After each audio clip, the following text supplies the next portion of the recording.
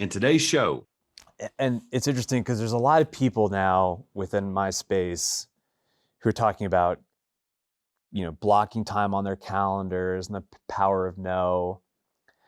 Man, I'm a huge proponent of the power of yes. Like saying yes to a phone call, saying yes to a meeting, saying yes to an introduction, saying yes to a referral. So I think there's the preparation part, but there's also just, have the confidence to move forward with something and have the ability to get comfortable with failure. Yeah. I think it's just important. Well, failure is a much better teacher than success. Yeah. I mean, I can tell you, I think we all kind of know instinctually what to do within our businesses. But again, through the networking, talking to somebody who's in their 60s or 70s and them saying, these are 3 things that you just simply cannot do, that will save you a lot of heartburn. Yeah.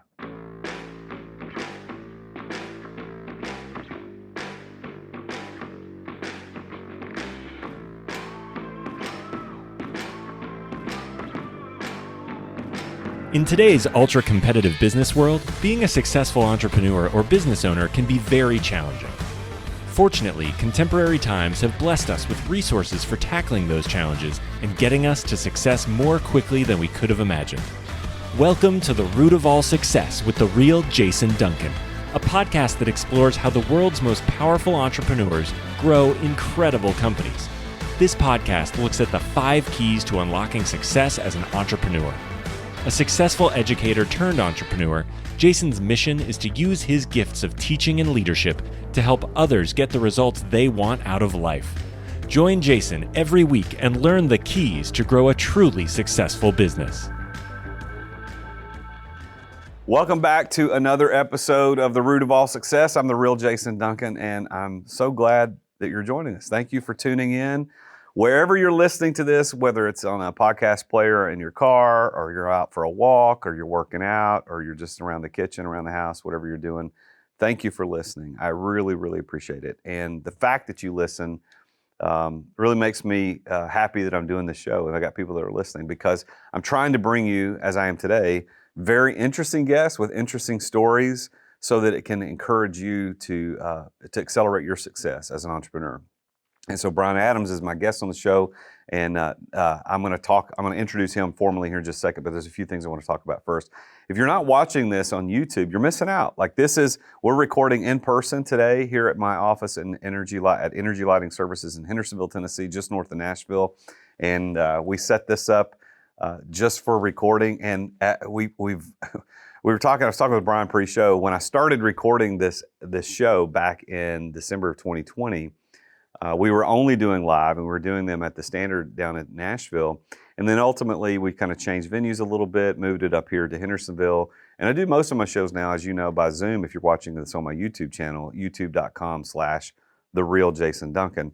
But today we're recording here at Energy Lighting Services. This is probably one of our last scheduled in-person recordings. It's just becomes more and more increasingly difficult to do them in person. So I'm really happy that Brian's here, because we've been trying to get him on the show for a while, and we kept having to reschedule, and he's been such a good sport, but we're glad that he's here today. So again, thank you for subscribing. Thank you for leaving me a review. Thank you for watching on YouTube and subscribing. Hit the bell icon so you get notified when new episodes drop. But on that channel on YouTube, there's more than just the podcast. I produce a lot of other content related to entrepreneurship, leadership, financial literacy, and in sales. So if you got any interest in any of those things, go check that out on YouTube. So let me talk about our guest for today. It's Brian Adams. And no, it's not the singer from the 80s. It's a different Brian Adams. He probably gets a fair amount of his life. But Brian Adams is the president and founder of Excelsior Capital right here in Nashville. He spearheads the investor relations arm of the business. And he's got a lot of history in high-level investing and money. So I think we're probably going to be doing a lot of talking about money today, which is really good, because so many people, especially entrepreneurs, are woefully inadequately educated on financial literacy, and they don't understand how finances really work. And so Brian, through his story today, will probably give us a little bit of insight into how we can take our money, the money that we're earning, and use that for good, to make impact and to grow wealth. He has 10 years experience in real estate private equity. So prior to starting Excelsior, he co-founded Priam Properties, And in 2010, he provided leadership and direction for the firm in connection with their capital markets, their investment management, and investor relations. He was also served on the board for Saram Partners, which is a single-family office that's been investing across public and private assets since 2008. And since 2017, he served on the investment committee for Solidus. Am I saying that right? Solidus. I said it wrong the first time, and I said it wrong again. Solidus LP, an early-stage venture capital firm focused on investment opportunities in healthcare and tech. And from January 16 to 18, he served as a member on the board of Next Gen Advisory faculty for the Institute of Private Investors in Campton, a program designed to support next generation family members in preparing the following generation to be responsible as stewards of that wealth. And I've got questions about that, because there's this idea, like if I'm first generation wealth, and then I get second generation, what happens to it? And then by third, I think the statistics are that it's pretty much squandered away. So I want to ask him about that. He's also served on the advisory committee for the Southeastern Family Office Forum since December of 2016.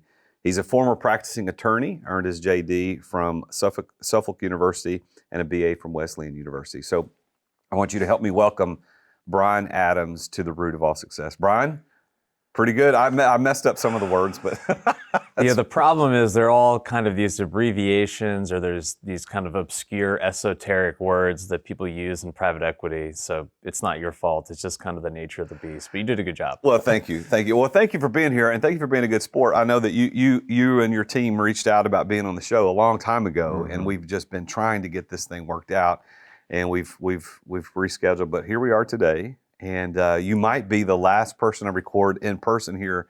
So thank you for being here, man. It's an honor. I appreciate it. Yeah, we have a bunch of shared connections through Nashville, through the Standard Club. And so your name kept coming up. And we initially connected, fell off with COVID and all the craziness, and then had lunch with another member of the Standard who jogged my memory. And so I pinged you again. And I appreciate you being comfortable with my thoughtful persistence, but I'm glad we could finally do this. Well, it's worth it. It's worth it because and the reason I do this show, there's a couple of reasons. Number one, I like meeting great, cool, interesting people like you, and expands my network, and that's interesting. But it's also for the impact for the listeners, is to find out what was your story like, and how does it relate to the other stories of the other people that are listening. So your whole life has been in around finances. It sounds like your professional life around finances. Is that the way you see it? Well, so I'll give you kind of the brief spiel background. So I'm from New York originally. I'm married, a Nashville native. So we met in college, did the Northeast thing for a little bit. Like you said, I went to Suffolk Law, which is in Boston. My wife went to grad school up there as well. And I'm a liberal arts guy. So no finance educational background in college. I grew up very comfortable, but certainly not in a family office type world. And it wasn't until I joined my wife's family, and frankly, it wasn't until we were negotiating the prenup and she made all the disclosures that I understood the concept of what a family office even was, because I really wasn't familiar with the term. So it wasn't until I joined my wife's family that I started exploring this world of finance and private equity. Interesting. All right, so your wife and her family evidently was involved and had a family office, which it sounds like. Yeah. And so you didn't really know what that was. And so No that idea. was your introduction, which is why the prenup was required. Yeah, exactly. So now that how long ago did you guys get married? Oh, hard questions. It'll be our 14th year anniversary in May. What day? May 24th. All You're right. grilling me on the May specifics here. 13th for Oh, me. nice. Her birthday's the 12th. Oh, okay. So May, with birthday, anniversary, and Mother's Day, May is just a murderer's row for me. But Well, when we got married, we will celebrate 27 years this wow. May. We got married really young. But nobody told us, hey, don't get married on Mother's Day weekend. And it didn't even occur to us that it was Mother's Day weekend. And so for our entire life, our married life, we've gone somewhere on our anniversary every year. And so I've been away from my mom on Mother's Day every single year since I got married.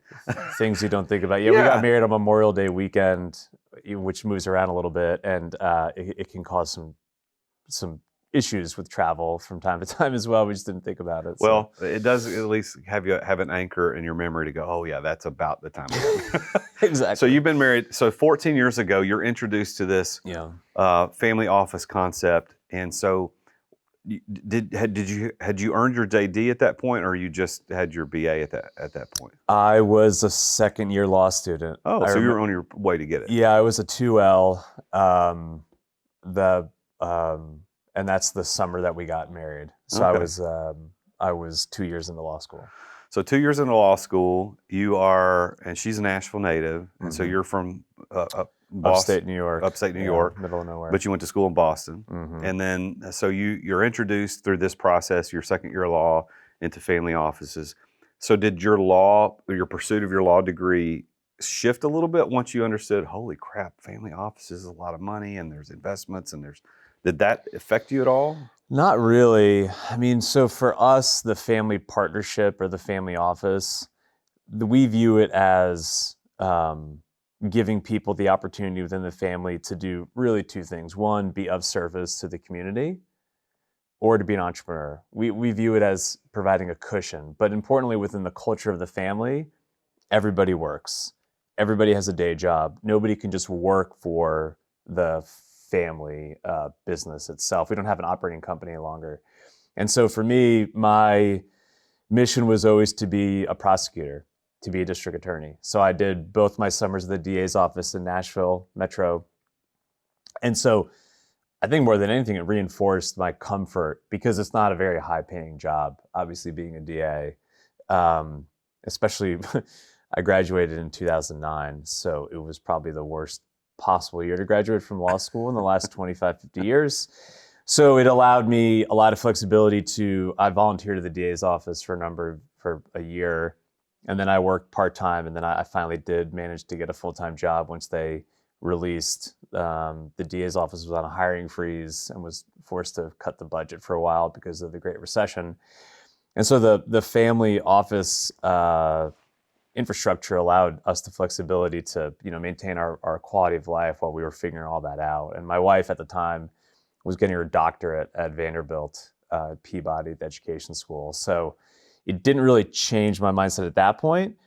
But once I started attending the meetings and learning about the Southern world, it definitely started planting the seed of becoming an entrepreneur. What was the do you remember some concept you learned about money and investments and family offices that you went, that I need to get into? Was there one thing, or was it just a gradual shift into that world? At first, I think it was more a learning experience, between my father-in-law and our CIO and the GPs and sponsors and venture capital folks we were working with. It took me 3 to 5 years just to understand what the terms were, to be honest, because money was not something we talked about in my family growing up. My father is retired now, but he was an attorney, successful. My mother is a child psychologist, which we could get into maybe later. It's very complicated. Very successful, entrepreneurs themselves, but I never knew how much they made. I never knew how much we had. I didn't have a sense of the household budget. We went to private school our whole lives and we lived comfortably, but it was not something we talked about. And then when you join my wife's family like I did, we have weekly staff meetings, quarterly board meetings, and it's all very transparent and on paper. And it was a bit jarring at first, honestly, because I think probably like a lot of people listening, it's uncomfortable for some people to talk about money within the family context like that. Yeah. Well, so when you have to have a certain level of wealth and access to resources to even open a family or even need a family office. So if you got a family office, you're talking millions and millions of dollars. So the level of necessary, or I guess that level requires a necessity of transparency about finances that don't, because I, like you, grew up in a family that, my mom was a stay-at-home mom, my dad worked a corporate job, and we always had what we needed, but we didn't take extravagant vacations. I didn't know anything. And to this day, I have no idea what my dad's salary was or what he made. I don't know. I just know that they're fine now, and he's retired and they're fine. And with my kids growing up, my kids are 21 and 19 now, and and they didn't really ever know anything about our money situation until more recently. I've been a little bit more forthcoming about, hey, this is what's happening. Why do you think families like yours and mine hold the finances close to the vest and don't tell their kids about it? Gosh, I think it's a pretty deep-seated cultural thing. And I don't know what your background was, but my folks are both kind of old school, kind of white Anglo-Saxon Protestant type people that are very insular, right? They don't want to let their emotions out necessarily. And money is a very emotional thing. And what I've learned is that money also has energy associated with it. And it is imbibed with the energy that you impart into it. And what I mean by that is, for our family here in Nashville, we think of the corpus of assets and the capital to be a driver for good within the family and within our community. I think some people just don't feel really comfortable necessarily with the amount of money that they have. And because it's something that Americans don't really feel okay with discussing publicly, like even just discussing how much you make on a salary basis is something that Americans typically don't want to talk about, right? Especially within the private sector. And so I think my parents always felt like maybe they were a bit embarrassed by the money that they had made because they'd done well for themselves. And I think also a big motivator, at least from my father's standpoint, is he really wanted to make sure that we worked. He never wanted to create some kind of illusion or a thought process that we could be comfortable. I mean, the work ethic, he was a grinder his whole career, 80-hour weeks, 100-hour weeks working. And so I think he felt uncomfortable that if he were to show what the will looked like or what the personal financial statement looked like or what the household budget looked like, that for some reason we would think, oh, we could just go drink, margaritas at the beach and just hang out, which not the case. My brother and I are both very hardworking people. But I think that's part of the thought process there. So when did your entrepreneurial kind of spirit begin? Was it as a child before all this happened, or did it blossom through your law school days? No, it definitely was after I joined the family when I understood what this other world looked like. And I remember what really hit home for me was being at the DA's office. You get a step increase every year, right? So you make $37,500 initially, and then every year thereafter you make a $500 or $1,000 increase. It's statutorily mandated how much you make. Right. That wasn't long-term for me, right? That's the kind of job that you do for 50 years or for 5 years. And I was not a lifer. And so I loved the work, but I knew I wouldn't be there forever. So I started doing the coffee circuit. I'm very fortunate because my wife's family, I was able to get a lot of meetings with other folks in town, and I met with a lot of law firm partners because that's what I thought the trajectory would be for me. And so I started having coffee with a lot of these 55-year-old, 65-year-old white guys who were on the tail end of their careers from firms, and pretty quickly realized that these people were all miserable, had bad family lives. Some of them had some pretty serious substance abuse issues. And the striking part to me, and what really made me evaluate the process of my own career, was I had a number of them tell me that the value that they had created for the enterprise, i.e. the law firm, was directly correlated to the amount of time they did not spend with their friends and family. And I thought, that's a bad business model. That's terrible. It just was awful, super depressing. And you start thinking about that. I mean, they're basically high-priced plumbers, right? When there's a problem or an issue, they get a phone call. And it's not really the quality of the work. I mean, to some extent it is, but they get compensated based on the hours they put in, right? So they're trying to get 2,000 hours a year. If you do the math on that, it's a lot of time at the office. And then I realized this was the life that my father was leaving or had led. And I didn't want that to be my legacy of just, man, he really had a high pain tolerance and he was able to put a ton of hours into something. I thought that was a silly way to live. So when you started understanding this other world of money, the stars in your eyes about being a DA and an attorney kind of started to fade. And what was it about moving into that new area? Was it just simply to escape what could be this miserable life as a DA? Or was there some attraction also to the money side of things from an entrepreneurial perspective? Yeah, I remember I was a member of an organization in town called the Phoenix Club, which is a young men's professional leadership development organization that also helps raise money for youth-oriented nonprofits within Middle Tennessee. Josh Smith is a former member, so we used to have our lunches at the Standard. That's why I know a bunch of the Standard membership through Josh. And we were given the opportunity to attend one of Michael Burcham's abridged version of a class that he teaches at Owen, which is the business school at Vanderbilt. Michael Burcham's a healthcare professional. He's had multiple exits, a really successful guy. And so we took a class called Launching the Venture. And it was an 8-week program. We met once a week at night for a couple hours, and he would teach an abridged version of the class to us. And the first day of class, he said, listen, before we do anything, let's just go through a thought exercise here. He put up the Fortune 500, the names, and he said, if you take away the people that are on this list because of marriage or because they inherited money, you're left with 3 buckets.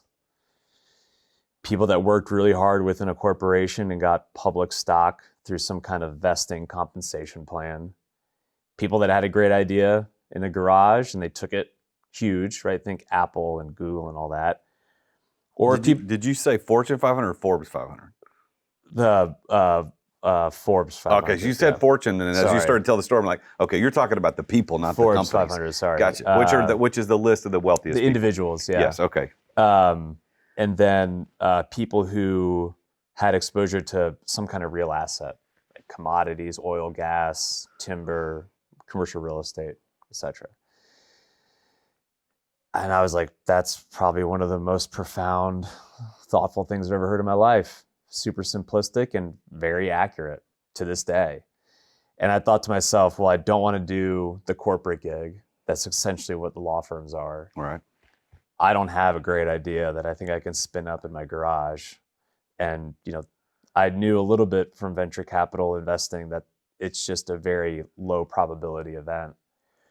And I thought, man, I know a bunch of people in commercial real estate that don't work super hard. They're not the smartest guys in the world. They seem to do really well for themselves. We'll start having coffee with these real estate people and figure this out. And here I am. So that's that one thought exercise with a guy leading you to this realization that all these super wealthy people, there's only really 3 tracks that you have access to, and the one is only the one that you want to do. So, and you see that fact pattern over and over again, right? I mean, if you think about people that are super successful in your life, ultra wealthy, it really does fall within those 3 buckets. Mm-hmm. I don't think most people think about that. I don't think they think about how the generations of wealth are created and accumulated and then passed on, which I don't want to do it yet, but at some point in our conversation today, I want to talk about what you're doing to help the generational passing of wealth. So will your money, the money story for you really working in that industry as an entrepreneur was first in real estate, correct? So what did you do first? What was kind of your first gig, your LLC or whatever you started to help? Yeah. I connected with 2 partners, 2 New Yorkers who also married Nashville natives. The 3 of us started a company. I got my broker's license, and I started doing leasing deals. So I was basically a tenant rep broker as a side hustle to practicing law, and learned a lot really quickly through that experience, obviously, of working with, I had a vape shop owner that I found some spots for. I'd worked with a dog grooming company. I did a lot of odds and ends stuff, and the power of the network started to really come home to me. And then we initially bought some property in Music Row, Germantown, and some other kind of urban infill locations. This would have been 2010, 2011. And started initially just finding deals on behalf of ourselves and the family. And then it became friends and family, and we can get into it if you want. But at this point, we have a broad network of investors that we work with. But initially, it just was 3 of us as a side hustle, And we were all still had our kind of straight jobs, as we say. So was that Priam? Was that Initially, it was Priam. Okay, yeah. so that was Priam, and then at some point you decided to start Excelsior. Yeah. So tell me about that. There's probably not enough time to go over the mistakes I made and the journey that was Priam, but I'll give you kind of the short version. So one of the partners left the partnership, and it was a bit of a divorce scenario that taught me a lot of lessons. But initially, Priam, and I have a presentation that I'll send you the link, we can put in the show notes. At first, I realized, speaking to a lot of these commercial real estate folks, the thing they hated the most was the capital raising. So these developers or these syndicators or these fundless sponsors or whatever part of the business, raising the money was their least favorite part for them when you talk to them. But obviously it's a super capital intensive business. And so I thought, I'm going to flip the script here and I'm just going to totally embrace being a salesperson, being a marketer, and I'm going to lead with being able to raise capital. And then I'll rely on my partners to really help me on the deal side. And so I would do 5 meetings a day and 10 phone calls a day. Because an old sales buddy of mine, or mentor, he's a Northwestern Mutual sales rep, which they have an incredible sales program. He told me, don't leave the office on Friday until you have meetings set up every day the next week. Even if it's your dad and your brother and your uncle or whoever, get the meetings on the books, get the calls on the books, and just make it happen. And so that's how I kind of started the business initially, was ground and pound. Just as many meetings as I could get, constantly doing coffees, phone calls. I didn't understand marketing at the time, so it really was just pure sales, getting introductions, making introductions, referrals. And then it kind of went from there. But through that process, I cracked the secret sauce of how to raise capital from individuals, which we can get into if you want. But that was really my part within the partnership, is I was the biz dev, IR, sales, whatever name you want to put on it. But that was the value that I gave to the partnership initially. So there were 3 of you who were partners, and your role ended up being, I was the biz dev guy. Mm-hmm. I went out and got the capital, the cash that we could then invest in these other things. Yeah. And there was ultimately this divorce. But before we get to that, because I'd like to know a little bit about that story. But so what is the secret sauce? That's an interesting thing I'm sure people would like to know about. Yeah, and I've got a presentation that it's free, just because this is the question I got the most. I still get the most from people on LinkedIn or aspiring entrepreneurs. I mean, we have real estate specific intelligence that we can provide to you, but conceptually it's the same. If you're a first-time entrepreneur, first-time sponsor, raising the money is going to be the hardest part for you. Good and the bad. The bad is that it is hard. The good is everyone's terrible at it. So if you just take it a little bit more seriously and have a thoughtful infrastructure around it and a process in place, you'll be a top decile capital raiser very quickly. And so what I found was most of the time when you get pitched, like if I was pitching you, this is a very binary transactional conversation. I'm asking you for time and money, and I'm offering you a widget, and you're saying yes or no. And that's how most people do it. What happens is it's the ego pitch, I call it, where I spend all my time finding this beautiful little piece of art that I think is going to be a great investment. I put all this time into it. And then secondarily, I realize I've got to raise $1 million around this thing. So then I haphazardly, after putting all this time and effort into the deal, haphazardly, then I go to my friends and family and I try to jam it down their throat. Like, you need this widget because I'm really smart. I spent all this time on it. I think it's a great deal. It's a beautiful thing. This is how it's set up. You need to do it, yes or no? Not a very effective way to do things. So I go into this in pretty brass tacks detail, but before you find this shiny little object, find 100 people in your world that actually will take a meeting with you. You list them in order of the most affluent to the least, and it's not a judgment of them as a person, but like, this is the business we're in, right? Yeah. And you go to them and this old adage of, if you ask for money, you'll get advice. If you ask for advice, you'll get money. You go to these people from 1 to 100 and you ask them what they want. If you were going to do a commercial real estate deal, what would you like it to be? Where do you want it to be? What do you want it to look like? How would you want me to pitch you? How do you want me to do the presentation? The return profile. No details too small here, right?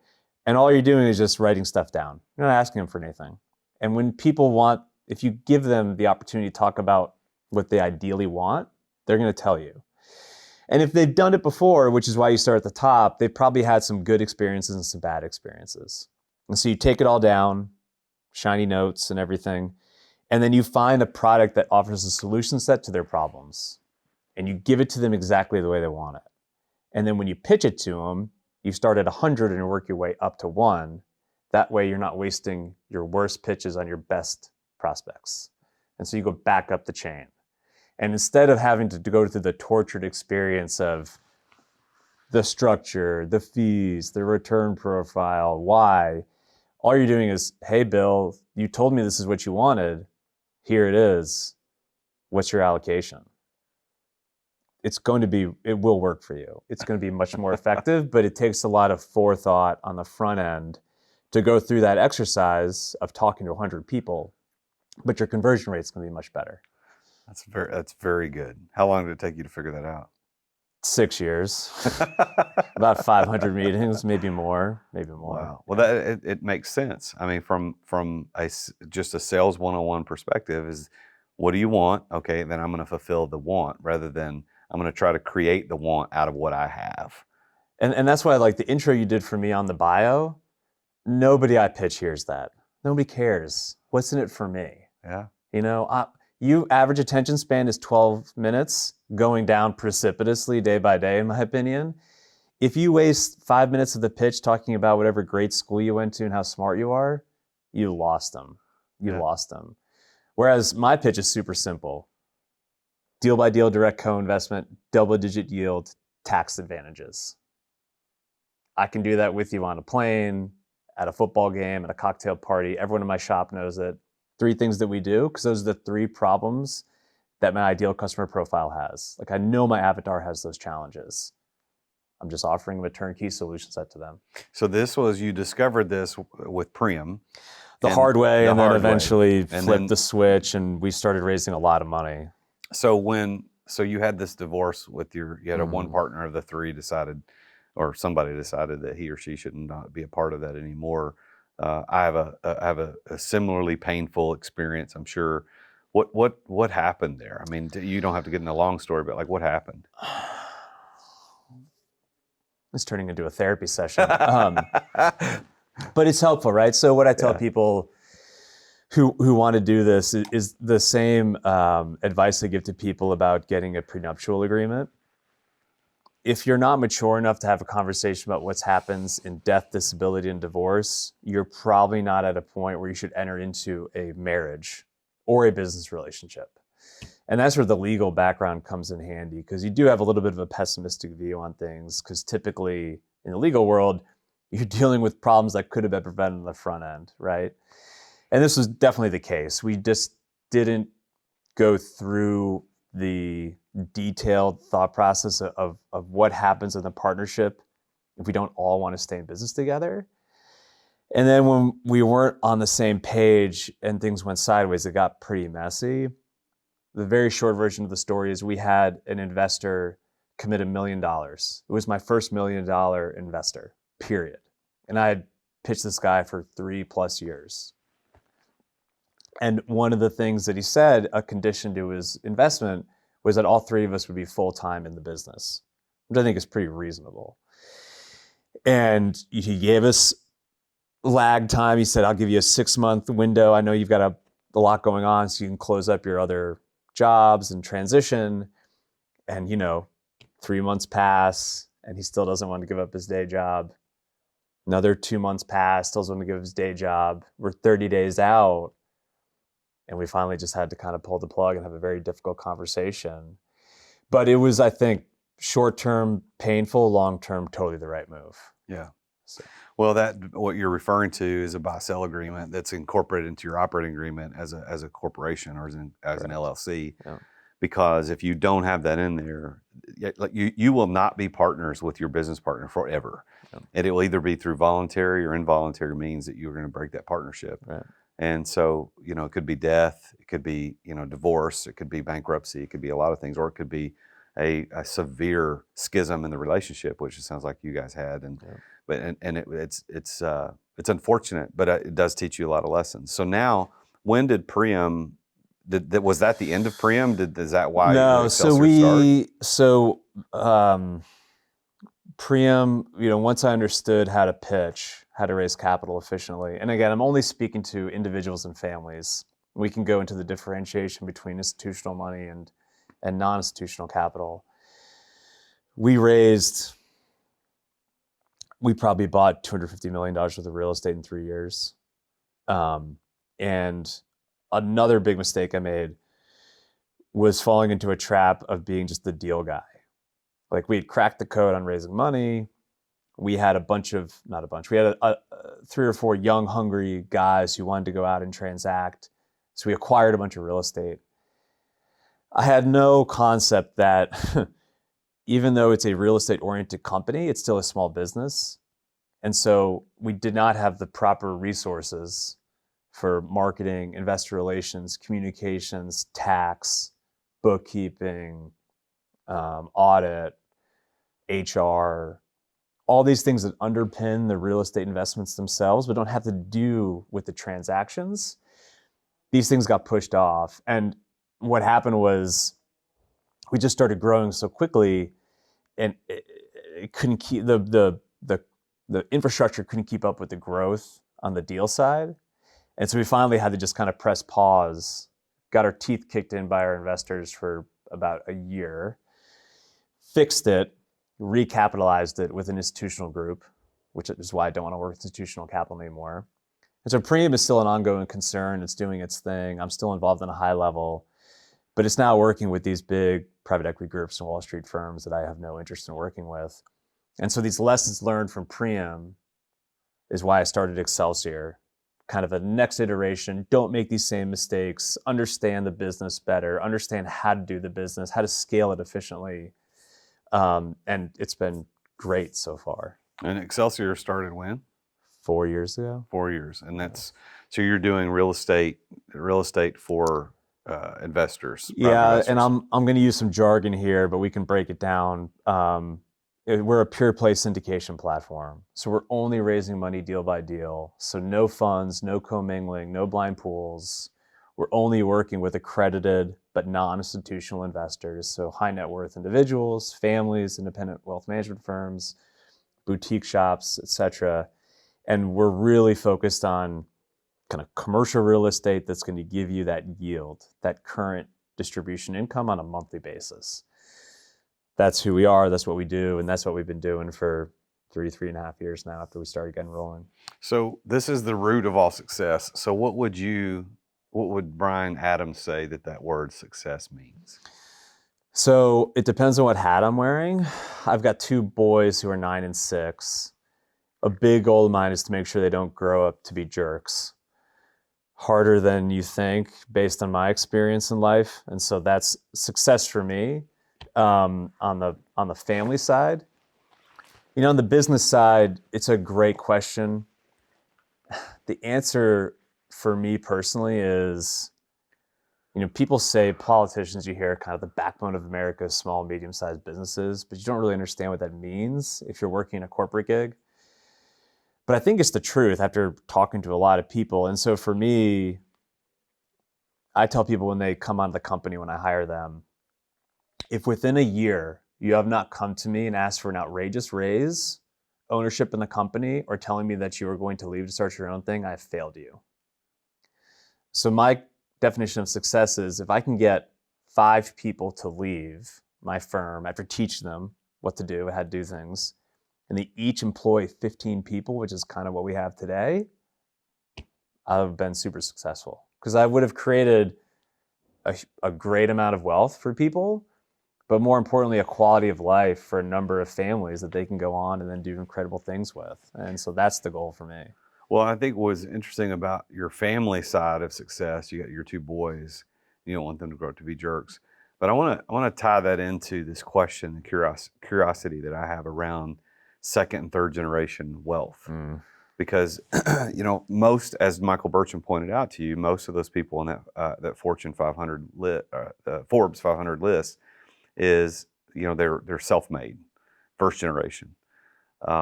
So the second generation typically does a huge amount of squandering of that wealth, and then generally speaking, statistically speaking, third generation, it's eliminated. First of all, why do you think that happens? And then second, what can we do? Because it seems like you're involved in helping protect that. How do you protect it?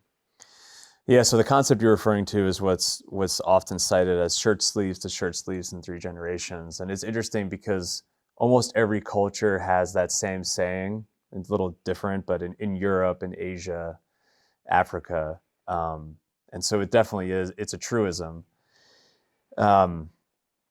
First thing I'll say is let's define a family office, because it's a squishy term that people throw around a lot, especially recently. I don't think they have a good definition of it. So for me, it is a corpus of assets, a bunch of money, that is meant to maintain a quality of life over multiple generations and avoid paying taxes. What does that mean?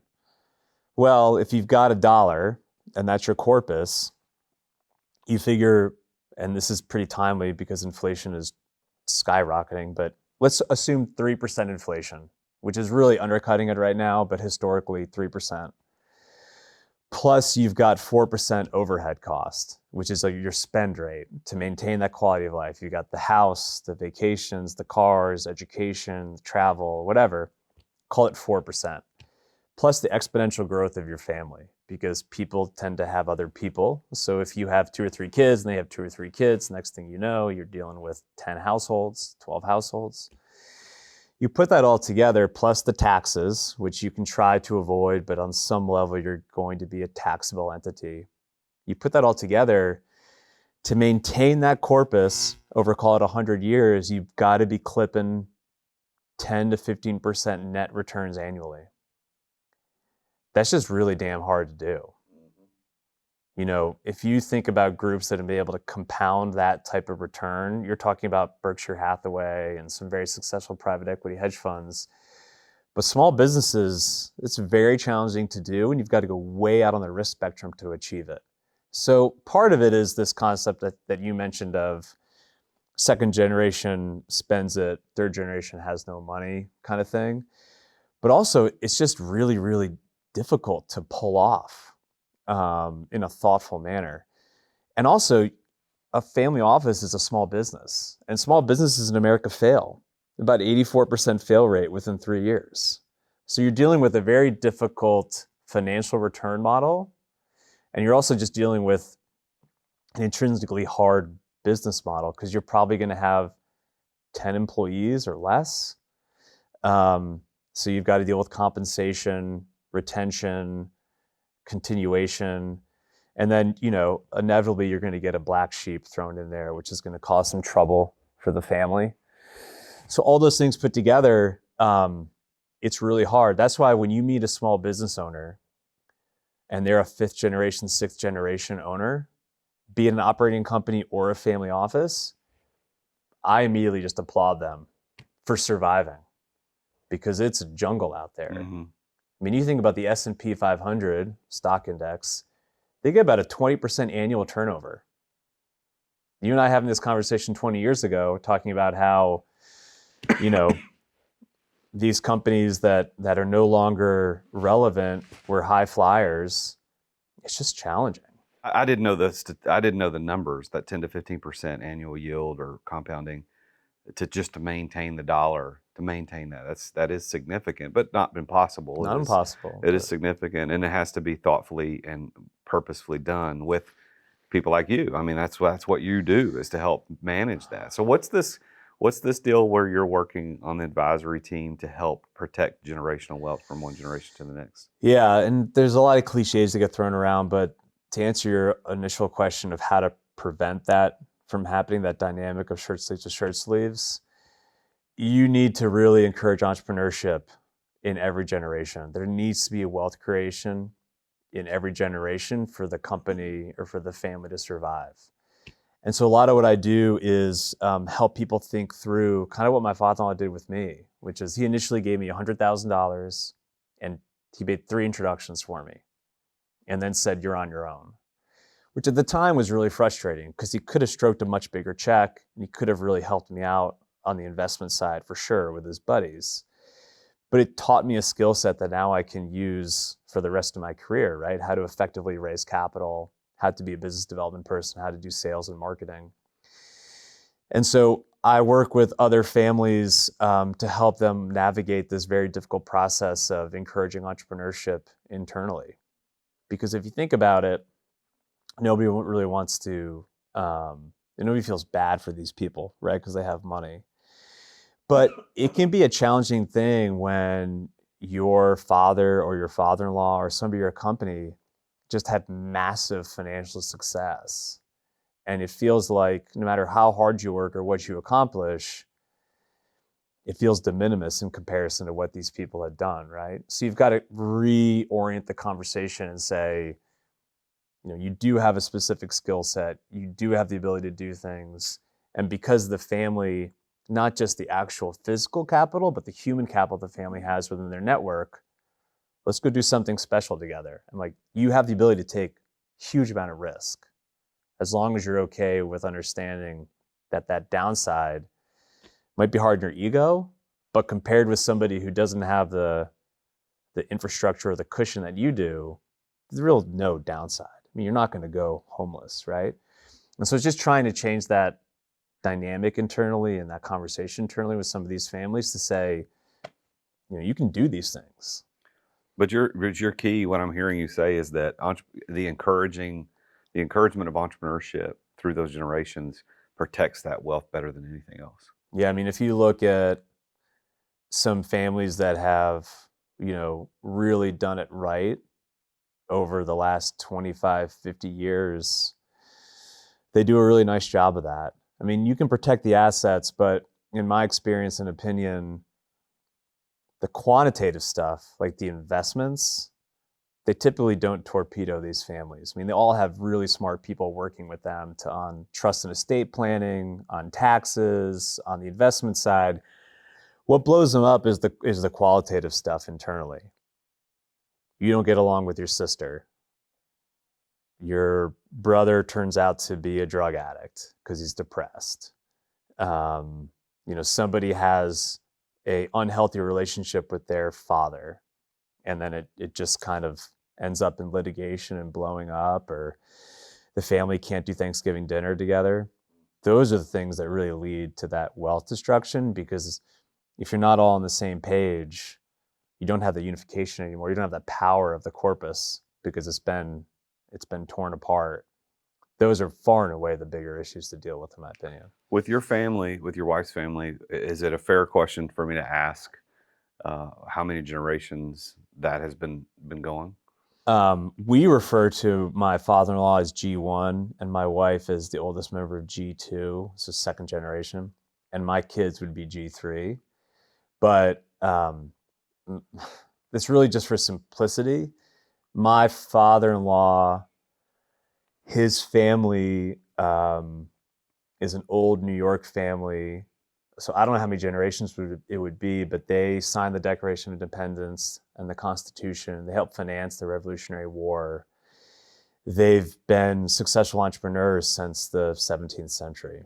Wow. So there's something there, right? I mean, my father-in-law is a trauma surgeon by trade, came to Vanderbilt in 1984 to start the trauma department, start the Lifeline program, level one trauma surgeon his whole career, inherited some money from his father, a lot, and ended up starting a mezzanine debt finance business that went public in the 90s. I mean, there are just certain families that have seen the fact pattern play out, and they understand how to leverage capital, and they understand how to create wealth. I mean, his family has done a really nice job through very different, they used to be in the cemetery business. They own the Louisiana Lottery, huge real estate holdings in New York. They've done various things, but and even he would say this, every 3 to 5 generations, it's just very difficult to maintain. You're talking about families that have 100 households that they're supporting after a little bit.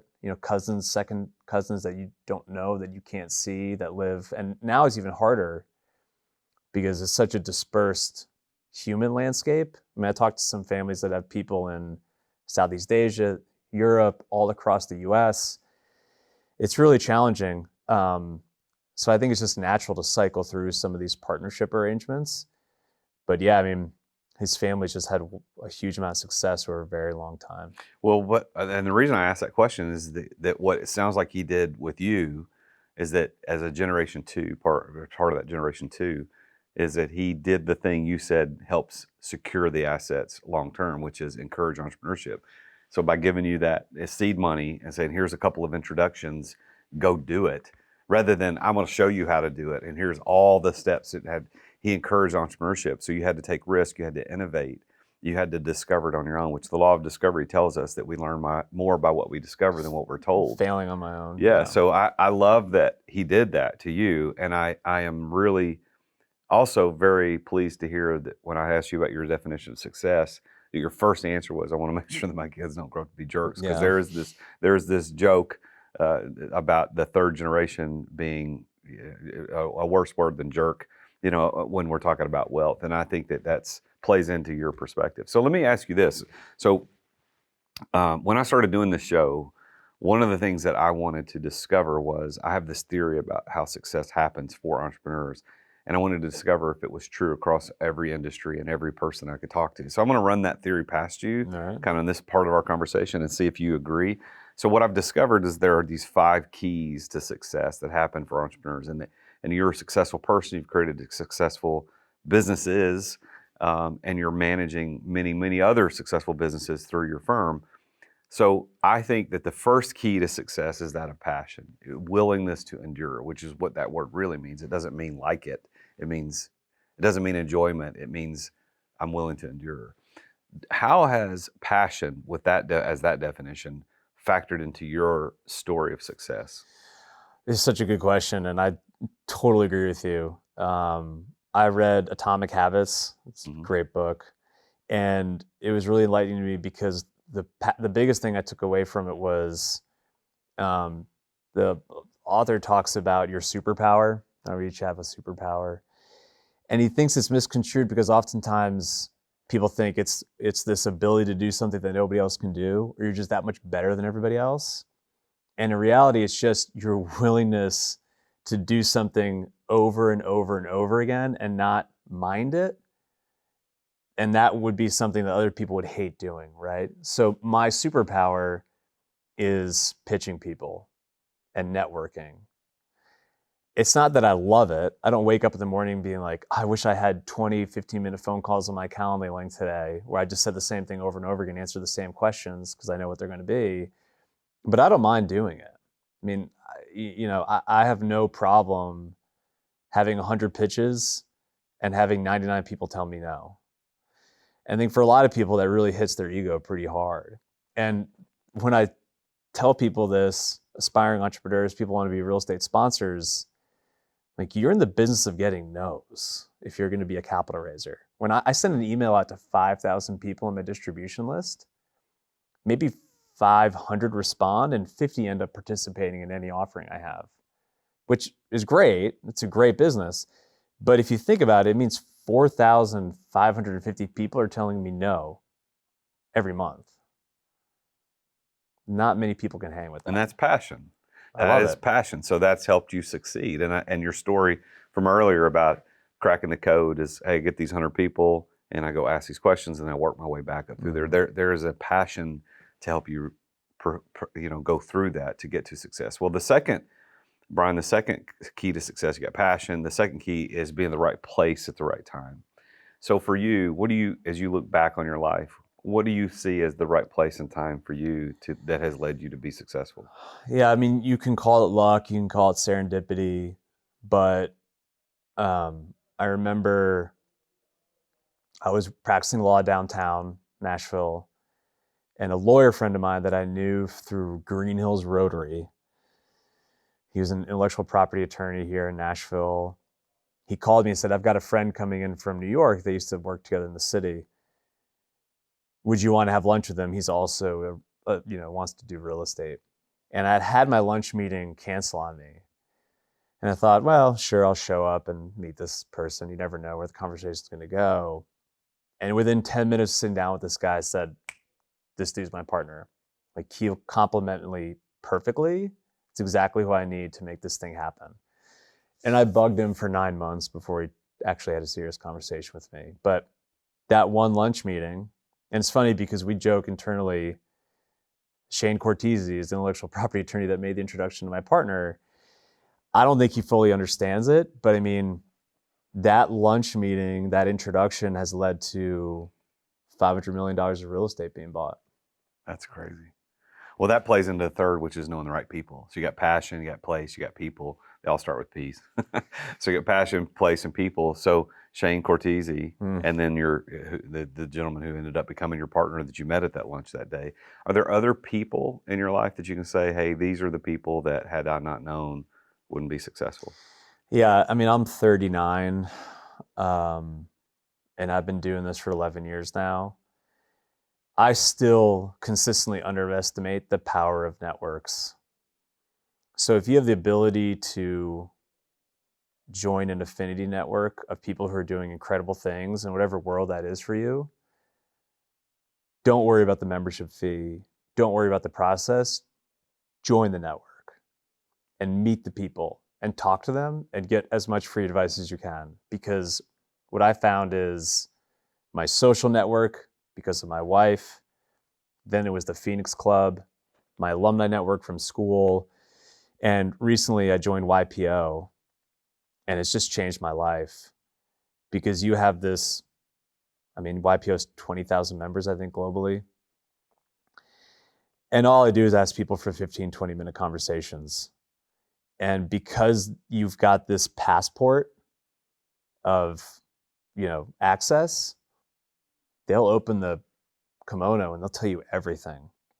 And you realize really quickly that even though you think you're doing great in your little world, these people have solved the problems that you're facing 100 times before.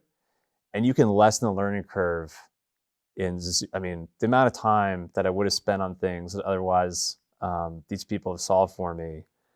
It's just remarkable. So, and that adage of you will assume the level of people that you hang out with, right? Mm-hmm. I mean, the lessons I've learned from these folks who are 5-10 years ahead of me, it's just unbelievable. I mean, this is how we met, right? Through some folks at the Standard.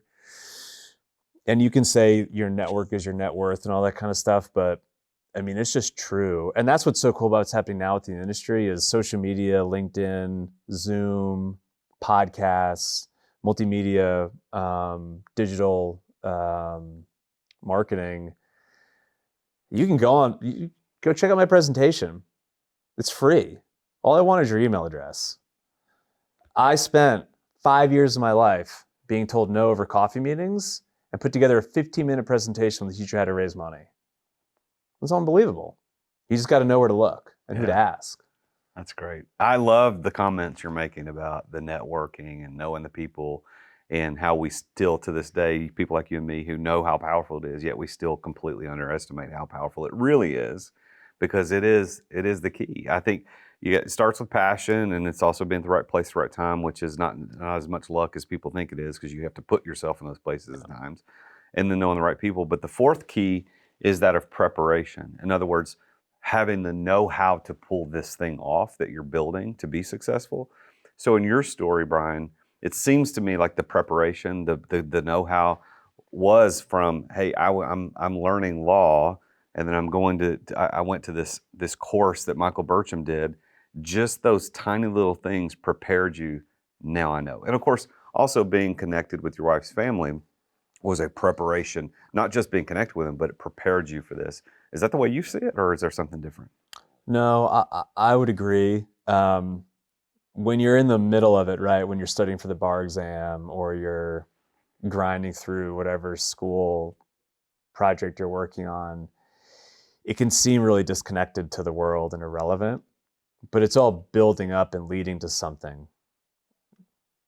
To your point, though, you need to know when that opportunity comes across and when to move forward with it.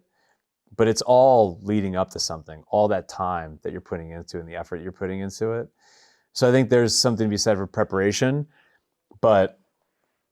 and it's interesting because there's a lot of people now within my space who are talking about, blocking time on their calendars and the power of no. Man, I'm a huge proponent of the power of yes.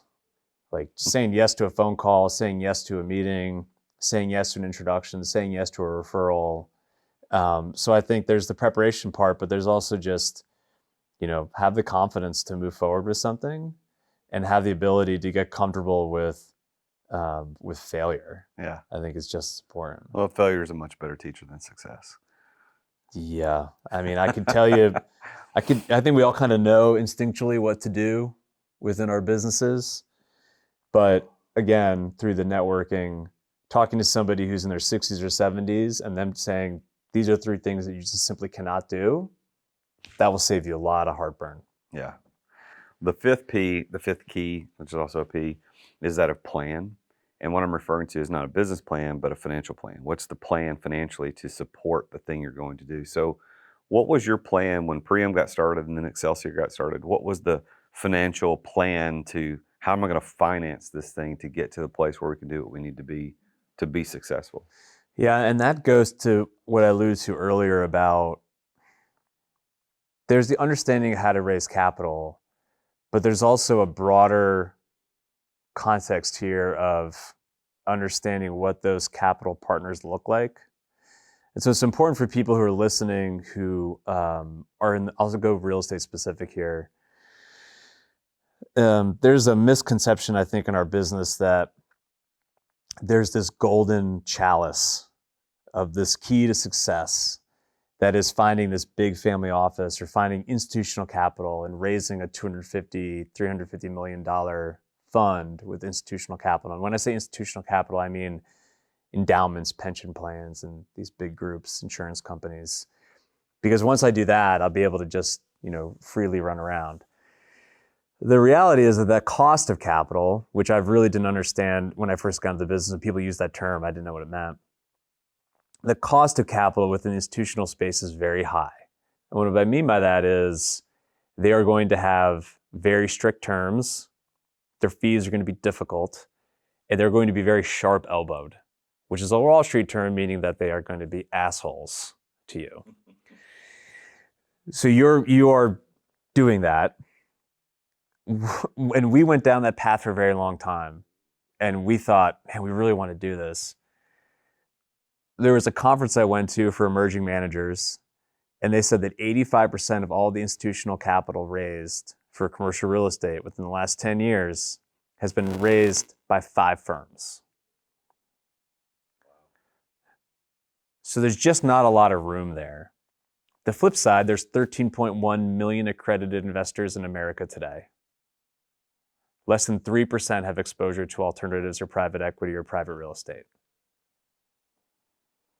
Huge opportunity. What are you doing? Yeah. You just need to convert 10 basis points and you'll have an unbelievable business. These people are begging for access, but they don't know how to get it. Meanwhile, institutional people, there's 1,000 of them, or what the number is. It's a defined universe. They're not getting any more endowments. They're not making more pension plans. They know exactly the leverage that they have. So I think when you're looking about capital, which every business needs to grow, I would think less about how you're going to do it than ultimately what the end game is for the business that you want, right? So for us, we flipped the table and said, okay, well, not many people are working with this group. There's a lot of them. And nobody in our business wants to raise $3 to $5 million of equity per deal. It's considered the most difficult amount of money to raise because it's above the weekend warrior, below the institutional groups. And so that's all we do because there's just nobody else there. Wow. So we have a lot of people that listen to this show that, of course, are entrepreneurs, and they're on all ends of this the spectrum of entrepreneurship. First year, pre-entrepreneur, all the way to the 9-figure entrepreneur and anything in between. But I want to give you the opportunity as we close out our conversation today on the show. I want you to speak to that first side of the spectrum. As someone who's been successful in building businesses, raising capital, What is your advice to that side of the table? What would you say to those people? To the first time? Yeah, the early entrepreneurs, early stage, maybe haven't even started, but they're early. As someone who's not early anymore, you're successful in your own right. What is your advice to those people to get where you are? There's a reason that we were given 2 ears and 1 mouth. I'd spend a lot more time listening to people and being empathetic than thinking about how you're going to create the next toaster oven that's a little bit better. I mean, if you think about people that have created wildly successful businesses, some of them are great new ideas that came out of the ether, right? Like Google. The majority of really successful people I know have a pretty standard business in a fairly standard industry that's fairly old world, like real estate, and they're just better than the average bear.